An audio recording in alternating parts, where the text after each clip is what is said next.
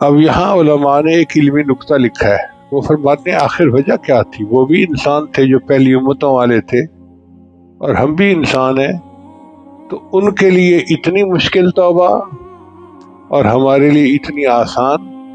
تو انہوں نے اس کا جواب دیا، ان کا اس کی وجہ یہ ہے کہ پہلی امتوں کے پاس جب نبی آئے بنی اسرائیل کے پاس اور انہوں نے اللہ کا پیغام پہنچایا،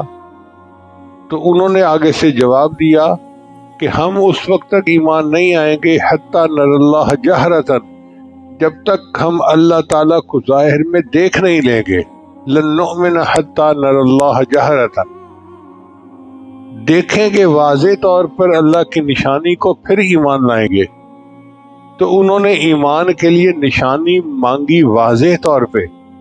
تو اللہ نے بھی کہہ دیا ٹھیک ہے، اب تم توبہ کرتے ہو تو میں واضح نشانی مانگتا ہوں،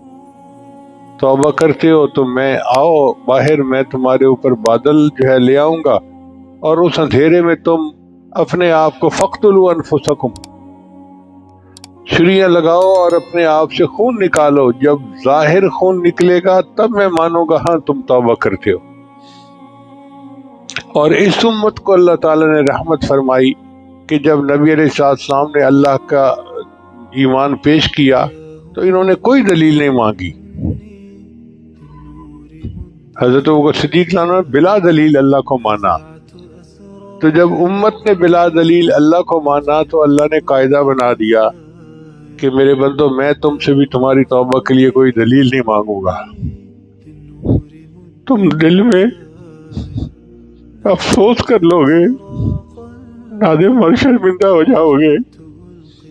میرے بندوں مجھے وہی ندامت پسند ہے، الندم توبۃ۔